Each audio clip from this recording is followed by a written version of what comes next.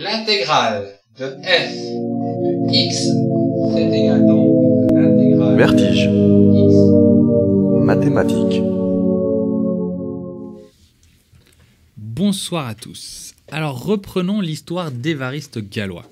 Le mois dernier, je vous ai parlé d'Évariste l'artiste mathématicien de génie révolutionnaire. Mais aujourd'hui, je vais vous parler d'une autre facette de cet Évariste, la face politique de républicain révolté qu'il était. En 1828, il a alors 17 ans, il passe pour la première fois le concours de l'école polytechnique. Fille de la Révolution, cette école lui semblait promise. Malheureusement, trop sûr de lui, il ne prend pas la peine de s'y préparer et échoue logiquement.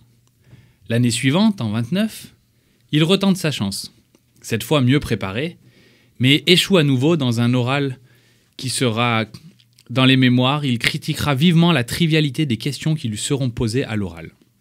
Ces deux échecs successifs plongent Galois dans une colère vis-à-vis de cette école prestigieuse de l'État.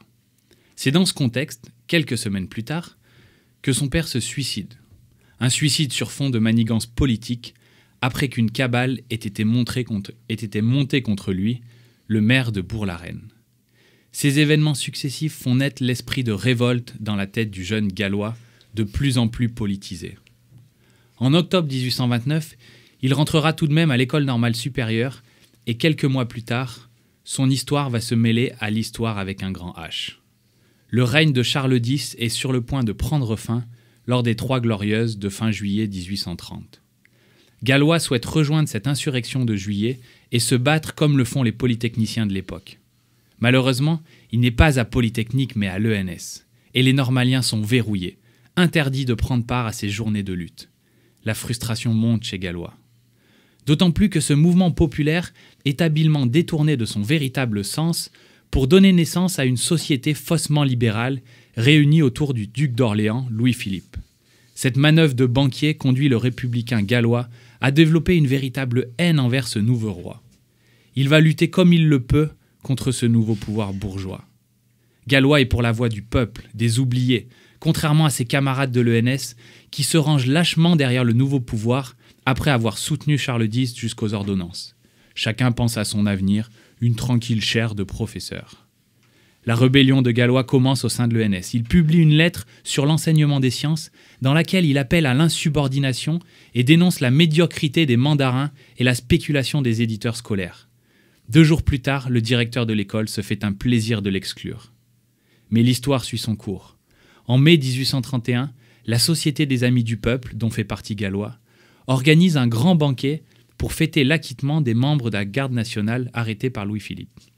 C'est lors de ce banquet qu'il fera scandale en déclarant, ironiquement et couteau à la main, « Ah, Louis-Philippe !»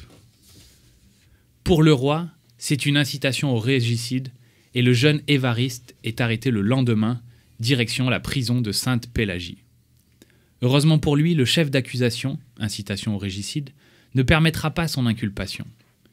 Galois est libre, mais le gouvernement de Louis-Philippe veut sa peau, et ils réussiront à l'arrêter une seconde fois le 14 juillet 31, lors d'un hommage à la prise de la Bastille.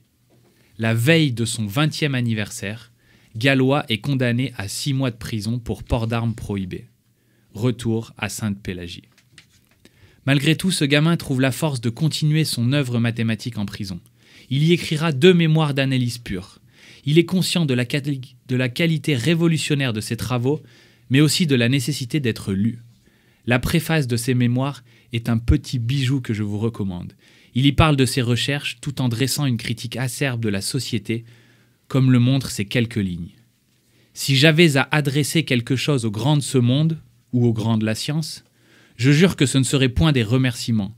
Je dois aux uns de faire paraître si tard le premier de mes 2 mémoires, aux autres d'avoir écrit le tout en prison. » En mars 32, il sera finalement transféré dans une maison de santé à cause d'une épidémie de choléra.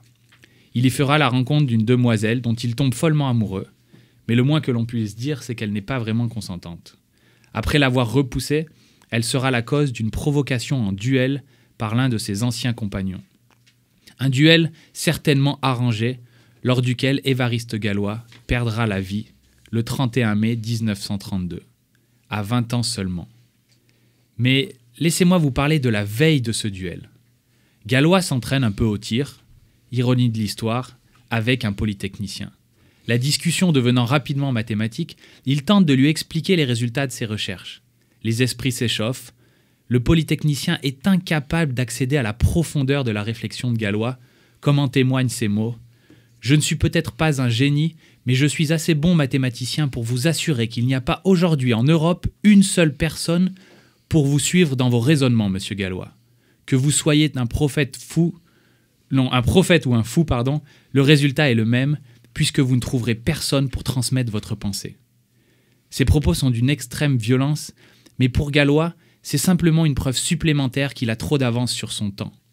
Décidé à laisser sa trace pour l'avenir, il finira sa soirée, veille de sa mort annoncée, à rédiger plusieurs lettres, l'une adressée à tous les républicains, dans laquelle il déclare « Je me répands d'avoir dit une vérité funeste à des hommes si peu en état de l'entendre de sang-froid, mais enfin j'ai dit la vérité. » Et une autre lettre contenant des pages de mathématiques, dans laquelle il écrira très souvent « Le lecteur démontrera lui-même « Je n'ai pas le temps, je n'ai pas le temps, je n'ai pas le temps. » When the truth is found to be